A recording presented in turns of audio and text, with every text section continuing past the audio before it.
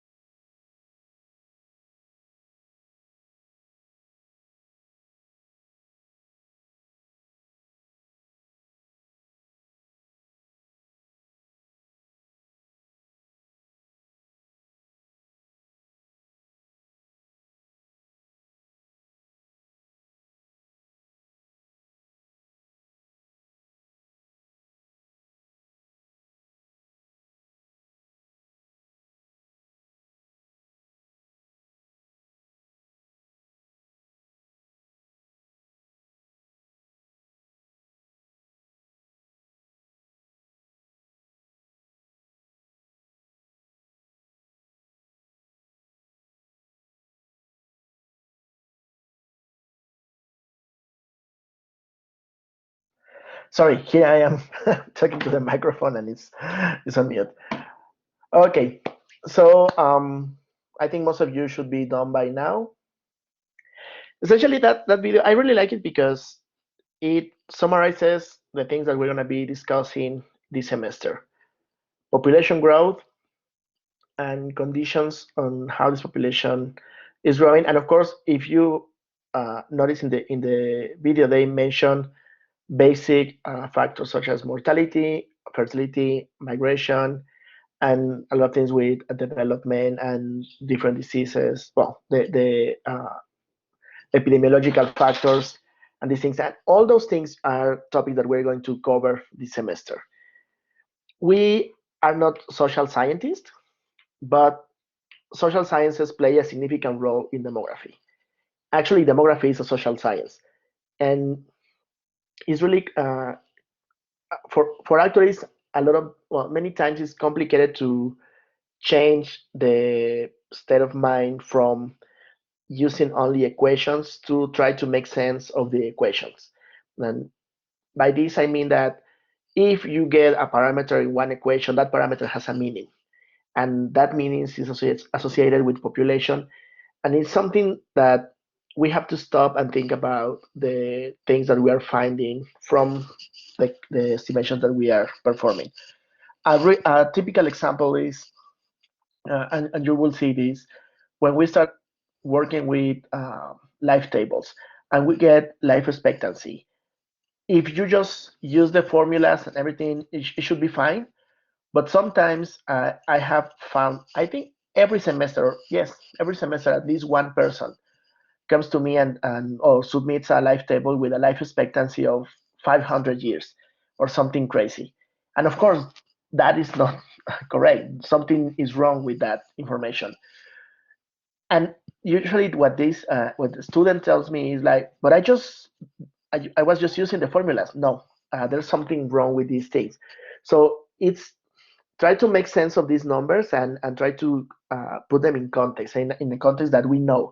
And that is the reason that we are going to be working with population from states that we know, or probably that we would like to know a little bit more. Okay. So again, demography, sorry, as I was telling you, for me, this is a really exciting course. I really enjoy teaching demography, and I enjoy doing demography. That's what I do.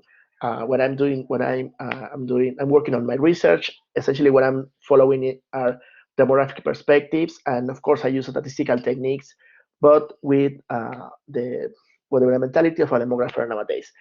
So, as I was telling you before, I am a demographer, so I can be a little too pushy when it comes to demography.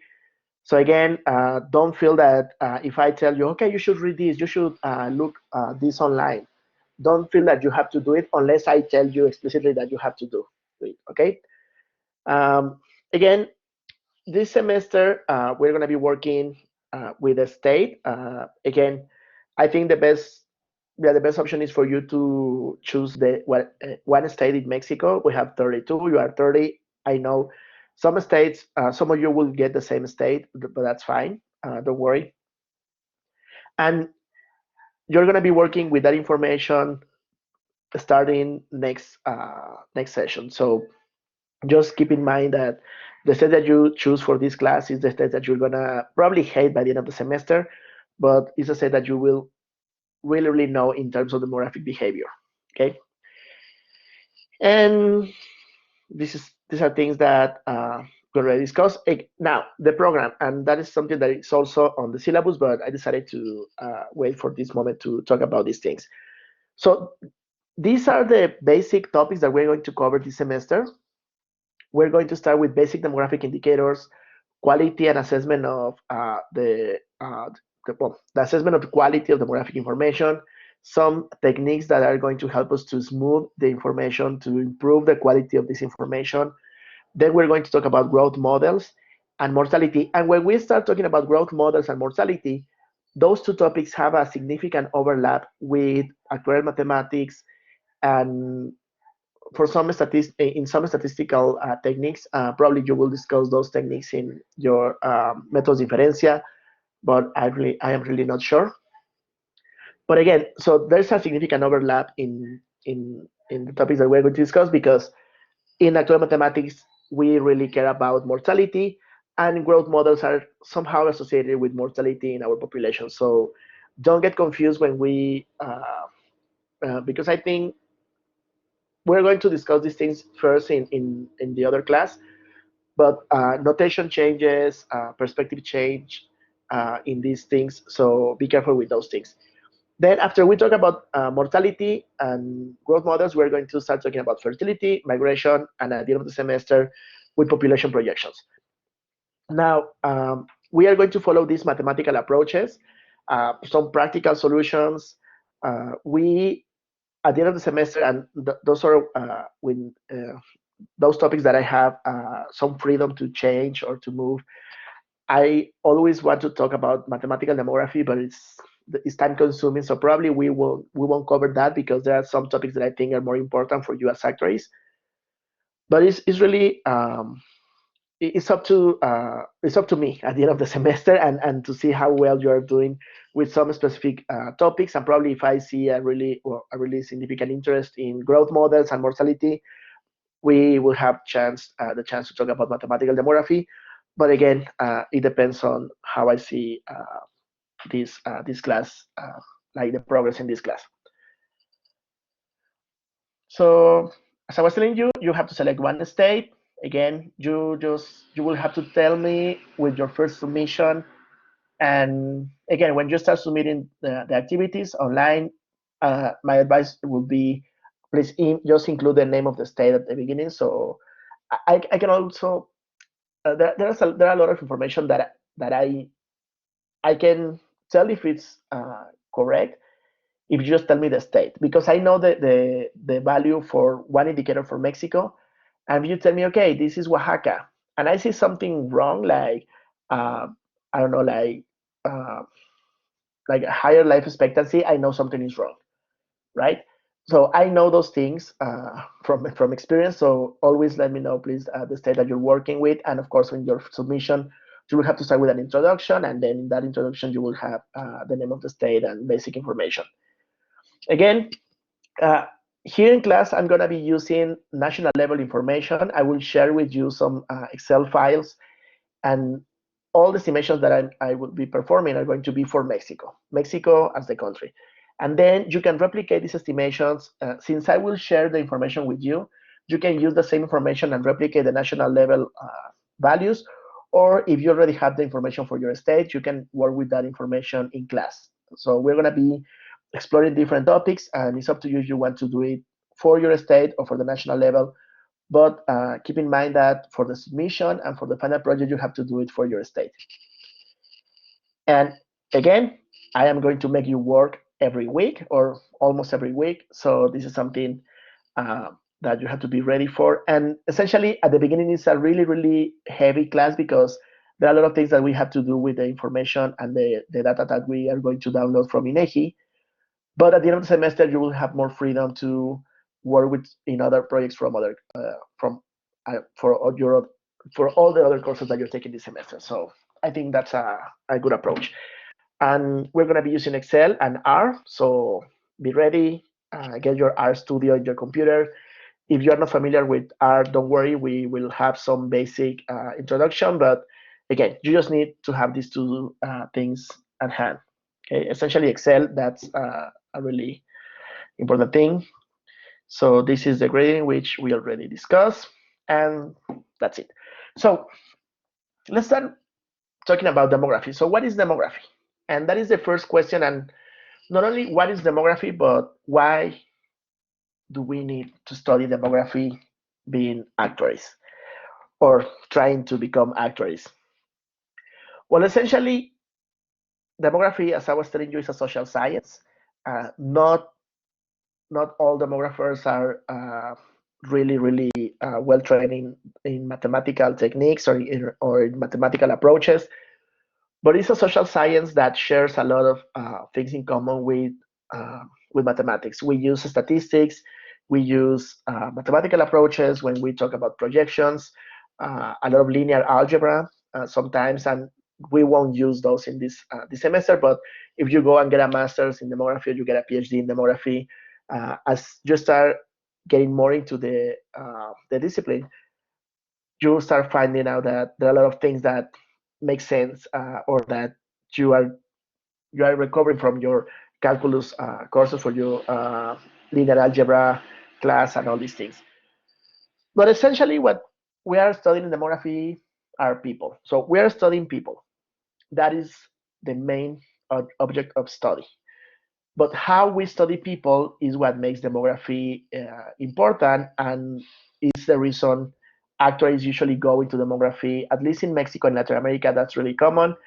In the US, Europe, in Europe it's also common. In the US, it's not that common to have actuaries in demography. But I think I have met at least 5 actuaries that are working in demography in the US, that are demographers, that got a PhD or something in demography. Many or most actuaries at least have some background and knowledge of demography, but in Mexico it's really common to see a lot of actuaries going into this field. And essentially what we do in demography is to study population, as I was telling you. But first we're going to focus on human populations, even though we can expand these concepts and a lot of the techniques to non-human populations. But not only the population, because again, sociology studies population, economics study populations. Essentially, any social sciences is studying populations. But the the different thing is that as demographers or actuaries working in demography, we want to study population in terms of size, distribution, composition, and how all the factors that determine the change of, or the size of the changes, or the changes in the size, distribution, and composition, have interactions between each other. So when I say population size, is essentially the volume. Mm. So how many millions Mexicans are there, or were there last year? 126 million. Um, how many people are enrolled right now at UDLAP? We can do demography from UDLAP. Well, UDLAP is not really open to share information, but we could study students at UDLAP, or the people living in Cholula or living in Puebla. So this is just the volume. When I refer to population size, is this the population? How many people we have in a specific area? When I talk about distribution, it's different, because yes, we can have like the geography, or the geographical perspective, where we have a state, uh, one municipio, city and neighborhood, and all these things. But we also have distribution in other forms. We can have, let me change this. Hmm. We can have sex distribution. We can have distribution by age groups. We can have distribution by marital status, and so on. So we can have all these types of distributions, and we can also have some other forms of distribution, such as like migrant population, like the share of migrant population in our city or in our state. And these are things that we are going to be discussing. And then the components of change. And the components of change actually were mentioned in the video that you just watched. The components of change being mortality,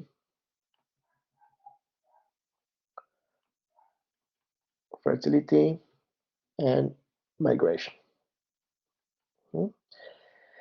So essentially, we have these components of change acting differently in these specific groups, because okay, fertility is not the same for all marital status that we have. It's not the same for every single age group. It's not the same by sex or by state. And mortality also is changes in this by age of the population. So what we have is these components of change usually having some impact on this, or acting via these groups, determining the size of the population. So it's an interaction that we have on these things. And of course, fertility has some impacts on mortality, and mortality has some impacts in fertility.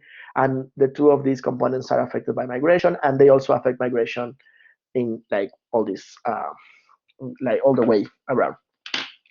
So this is the basic definition of demography. There are some really, really complicated definitions of demography with more information, but I think this is basic. Just remember that demography is the study of population in terms of size, distribution, and the components of change. That's it.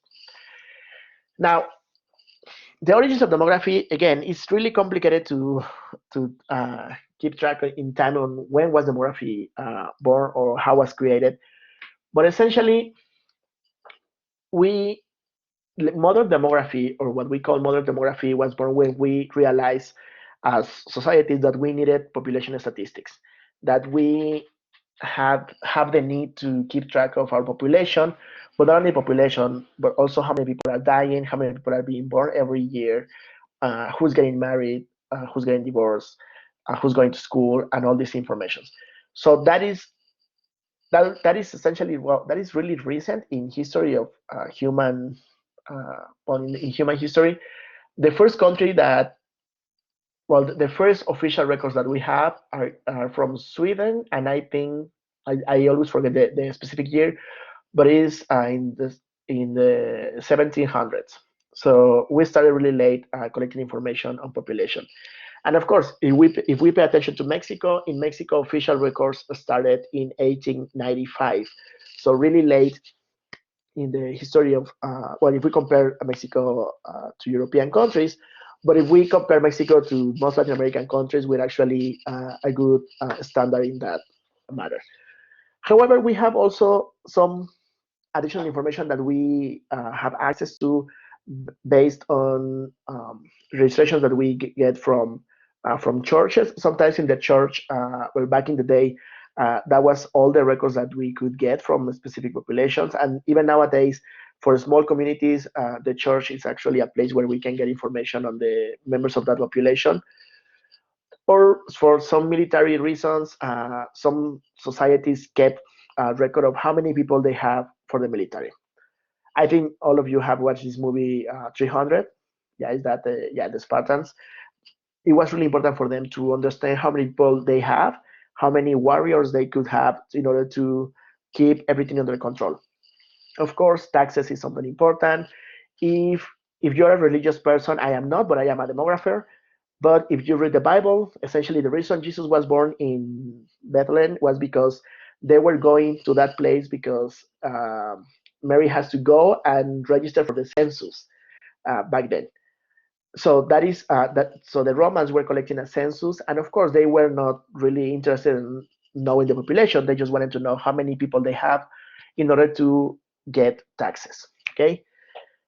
And for work, this is important. Most countries nowadays, and this is a thing that is has been going around in the media, is like, okay, what's going to happen when population stops growing? And I think the video was touching in that issue.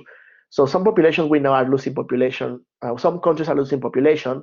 So a lot of these countries are really worried about, okay, so how are we going to get more people to come into our country in order to have enough people to work and to just transform their work into money that we can use. So these three things are really basic for like for the history of demography. But nowadays, of course, it has so many applications, so many uses. Even last year, when the census started, we were already collecting information from this for the census when the pandemic was declared and we were sent home. So Mexico got lucky because we have information on the conditions that we have in the population right before the pandemic. So little few, well, I think few countries in the world will have this information. Mexico has it, so we will be able to measure the impacts of COVID for population. And yes, there are some issues with quality that we will discuss later in the semester. But again, this information is really important because we could tell how many people we had in a specific age group. So we were able to tell this is the population at risk. These are the number of vaccines that we need to get in Mexico in order to get the immunization process going in Mexico. So all these things come from information that we have in demographic aspects. So if we go back in time, again, there are some things that we know, and again, this has nothing to do with COVID, but with the Black Death, essentially the bubonic plague. which we know has some really really strong impacts in the history. And this I believe this was for Europe, and we have the this history of diseases coming into the one population and killing lots of people. And again, COVID is really bad, but it's not nearly as it's not it's, there's no point of comparison of COVID with the impact that these plagues had before, the pandemics had before in the history of human populations. Just here you can see that essentially based on the records that we have, two-thirds of the population died in Europe because of the bubonic plague, which is crazy. And then we have again different aspects of these plagues uh, coming and going away. And back then, people didn't know what was the reason for these plagues. They were just blaming rats, and then they were blaming cats, and then they were blaming a lot of things.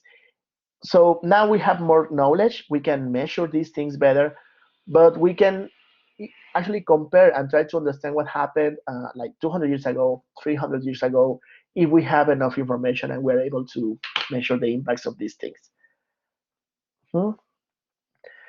But as I was telling you, modern demography essentially was born when we started collecting information in a, let's say, more, when we started developing more methodologically aspects of collecting information for our population. So the first demographer, like modern demographer that we acknowledge is John Ground, this guy here, who actually I think I have the no, I don't have this. Who actually what he did was he was living in London, and he in London they were having these outbreaks of cholera, and he was just like wondering, okay, where are these people dying? So he started collecting information on where the people was dying from cholera. And not only he collected that information, but he collected the information based on I don't think you can read these things, but for instance, here we have based on religion, trade growth, age, and many other factors in the population. So he started essentially creating these tables of by age group, by gender, by religion, like the people that was dying back then, and then he mapped these this information, and he was able to understand what was going on.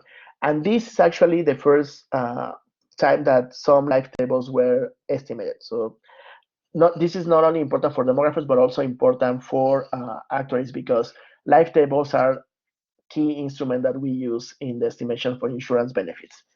Okay, and about this is totally wrong. This should be 17. Uh-huh. But also about that time, the and that is John Ground is the first formal demographer that we know, or the most the guy who developed modern demography. But when we start thinking about demography being a social science, another important person was Thomas Malthus, which actually was a religious person who was just paying attention to what was going on and reading a lot. And again, it's really common for like historical figures being religious people, because they were the ones who had access to information, to who had access to books.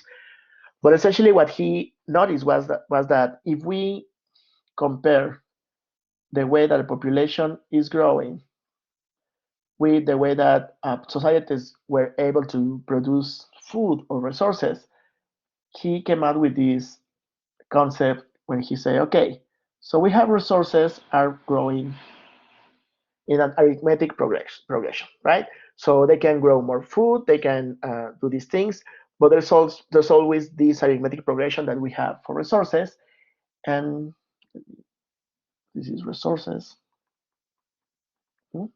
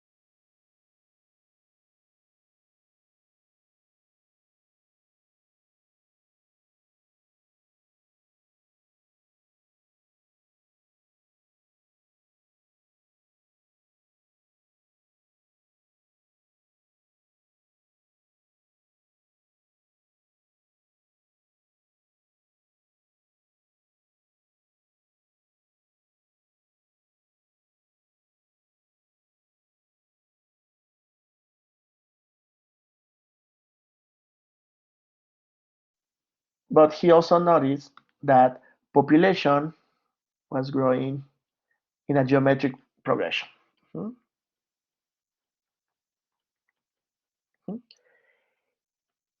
And when he noticed this, he was like, okay, so every time that we go beyond this point, something happens in terms of population. So he started, like, he was looking at historic records and all these things. And this was when he was finding that we had pandemics, some wars, because of course we had more population, we have fewer resources, we need to get more resources. So we will declare war in a different population, or just people dying, well, having some issues with access to food and all these things. So for the longest time, actually, this was a discussion that was really popular in demography. But nowadays we know that yes, there's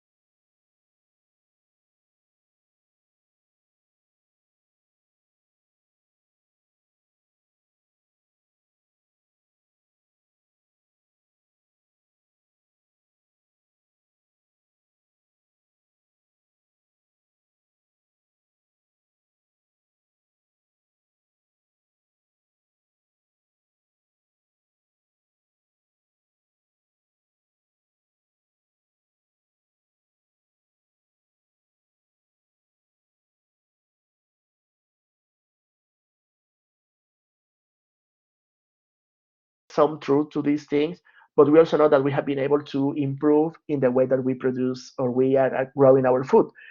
Let's start with just the industrial revolution that changed everything, not only the way that we were growing food, but also the way that we are just building houses, people living in cities, and all these things. Then we have the agricultural revolution, or now we have, and even if you don't like GMOs, but you know all the genetic modified food is something that has been really useful to grow more food and to prevent people dying because they don't have access to food.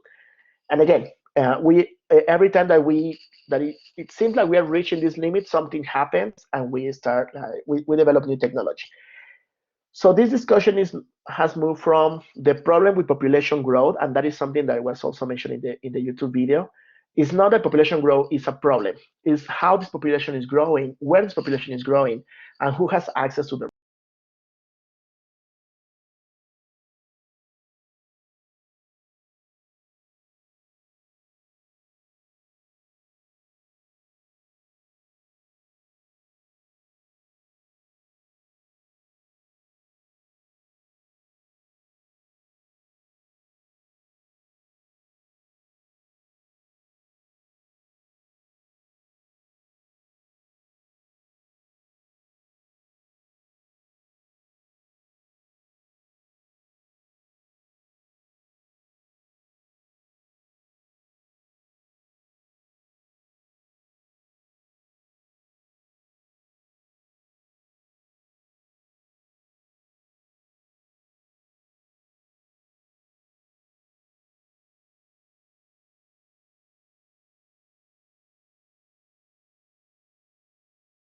resources, and that is a key discussion nowadays. And even if you watch Avengers, like Infinity War and Endgame, I, I was sitting in the movie theater, and when I was looking at watching the movie, I remember like listening what Thanos was saying, and I was like, oh, so Thanos has the same perspective as Malthus. So he's talking about population, resources, and just decides to destroy half of the living uh, beings in the universe. So that is something that okay, that is I am that's my problem because I am a demographer. So I was watching that movie, I was listening to him, and I was like, okay, he's a Malthusian guy, so he follows this perspective. But nowadays in demography, we are more like, okay, it's not only population growth, is access to resources and the distribution of resources that is the problem for our societies. And again, if we move to modern times, and this is in terms of human history, we can see that after the Second War, World War II, that was when the United Nations was created. And one of the first divisions that the United Nations created was the population division. And the population division actually started looking at different countries, not only because they wanted to help, but also because they had this perspective, the Malthusian perspective, like that was what was popular back then. And they were essentially the things that they were saying was, okay, if we don't pay attention to developing countries, their population is going to grow, and that is going to be a problem for everybody. So that was when the population division of the United Nations started paying attention to these countries and started providing training and access to contraceptives and all these things. And actually, Mexico was one of the first countries that was supported by the UN.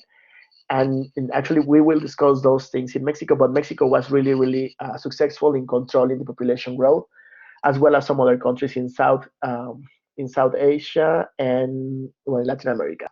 Okay, but essentially, what they were doing, they were training demographers. The first demographers in Mexico were trained by people from the UN, and I was trained by those first Mexicans who were trained in these things in demography. So again, there are so many things that we should take into account. Like nowadays, we have uh, again access to technology. We have GMOs. We have even people going the other way and saying, no, no, no, everything has to be organic. Or people having access to vaccines, people dying in Africa because they don't get access to vaccines. And we have people in Europe and the US refusing to get vaccinated. So we have all these things going on, and that, like demographers and people working in demography, we're really busy because we are trying to understand the impact of these things. And of course, now with COVID, we have new information. We can actually estimate the number of life years in life expectancy that we are losing because of COVID, but not only the impacts in mortality, but also the impacts in some other aspects of life. Okay. And just to keep in mind, as I was telling you, demography is a social science. We take information from so many uh, other disciplines. We, as demographers, we're usually, sorry, as actuaries, we're usually around this area. So mathematics and statistics are our tools. So a lot of the things that actually that I do have to do with this statistical demography, formal demography, but also because we are actuaries, we also pay attention to population aging, because with pensions and pensions being something that actuaries have a significant role on developing pension plans, we have to pay attention to this, and also population forecasting, because we need a lot of the times we are hired to tell governments the size of population that we're expecting to have in a few years. But of course, we cannot forget about the presence of other things. Like we need to understand how the economic context is behaving. So a good example is access to pensions, and this is something that we will discuss. Well, you will discuss in the Social Security and pensions class. But for instance, even if we have uh, really nice pension plans, if we have a population that is enough to support this aging group, if we don't have an economy that can support these people, we don't have access to formal employment. These people will not have access to the formal pension system. So we need to understand what is happening in here in order to be able to develop new policies. And of course, well, understand what happens in society, and this is really related with family dynamics, like who takes care of the kids, who goes to work, and why. If there are differences in the labor market in terms of salaries, and yes, there is a gender gap in salaries, and all these things that we have to pay attention to be able to discuss these things. So for this reason, if you ever go into master's program in demography, for instance, again, I am assuming that not, most of you will not, but that was my experience. Yes, a lot of demographers or students in my master's program we were actuaries. I think about seven. Yes, we were seven actuaries, but we also have like 5 economists. We have people from anthropology, people from political sciences, international relations. So it's a really interesting context because, of course, actually we were really interested in statistical demography and formal demography, but a lot of people were actually interested in trying to understand population history. There was this girl from the anthropology school who actually was working on historical demography, trying to understand what happened to small town in San Luis Potosi in the 1930s, I believe. So we have these associations with different areas. And of course, again, in this class, we're going to be paying more attention to statistical demography and formal demography. But sometimes, in order to provide some context, we have to take a look at these other things. And of course, with COVID, we have epidemiology here and so many things. We are going to, yes, we still have time. So since we need all this information, so if we are going to be providing estimates of what's happening in our population, we need to have access to demographic information. So we have different sources of data, but the most important sources are the census, and we will discuss what the census is. I don't know if I have a special slide for that. We don't, but the census is the key source of information. In Mexico, we have a really long tradition of collecting information in the census, starting in 1895, then in the 1900s, 1910. Then instead of doing it in 1920, because there was a small war called the Mexican Revolution, we had the information in 1921. But from that, starting in 1930, we have information from the census every 10 years. And not only we have information from the census every 10 years, but we also have 2 additional like census, but by law that those things couldn't be named census, so we call them counts or conteos. So we have one in 1995, another one in 2005, and in 2015 we, as when I say we, I mean INEGI, didn't have enough money to collect another conteo, but instead of getting a conteo, they collected information in a really, really big survey. But when I say survey, the sample size for that survey was 1/5 of the Mexican population. So it's a sample size of 23 million people, which is a huge survey. So we have all this information. We're really lucky in Mexico. If we compare our information with the US, well, to the US and some European countries, it looks really bad. But believe me when I tell you that we are really lucky on having this information. So we have the census is the key source of information. We have surveys. I just mentioned one, the intercensus survey in 2015. But we have so many sources that pay attention to specific aspects of populations, such as migration surveys, fertility surveys, employment surveys, educational surveys, violence, time use, um, expenses, and income. You name it, there's a survey that is collecting that information. So again, we have a lot of information in Mexico. Sometimes we are not using that information, but it's there. So we should pay attention to that. Vital statistics, essentially information on mortality and babies being born. So we have those, and we're going to use, actually, we're going to be using this and this for, okay, yeah, don't worry if they have issues with connection. Well, 2, now 3 are having issues with connection. Okay, now 2, because I can see how many of you are online. But thank you, Ricardo. And of course, we have some other sources of information, such as these records that we can get, administrative records, we call them, such as information from INE. If you get your voter's ID, we get information from INE, from CEP, from some other organization, from IMSS, ISTE, and all these things. So we can get information from these records. Nowadays, we have satellite information. We can take pictures of specific areas and see how population is growing. So we have this perspective. And new sources nowadays with big data, using machine learning, Twitter information, and so many things. Even all the smart devices, we can get information that we can use as demographers to understand how people are behaving and what is going on. So again, some of these have advantages, some of these have disadvantages.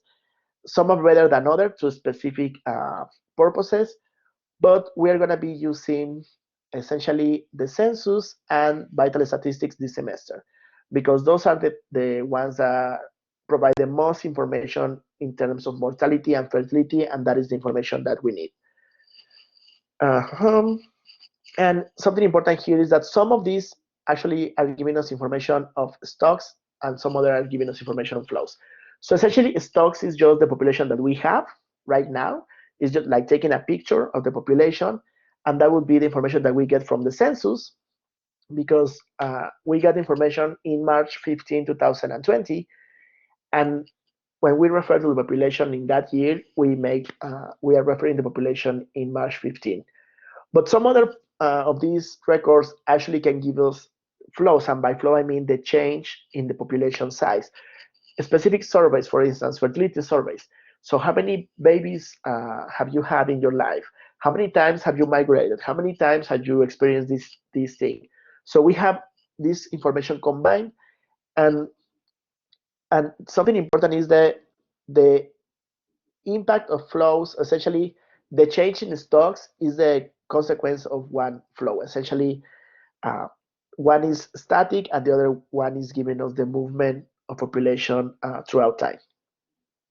And this is probably the last thing that we're going to discuss today. But with all this information, what do we want to do or what can we do with this information? And this is one key equation, and the first equation that we are going to discuss in this course, and again, is really important and is really easy. And this is what we call the balancing equation or the basic demographic equation. Okay, balancing equation, and you will see why we call it balancing equation. And basically,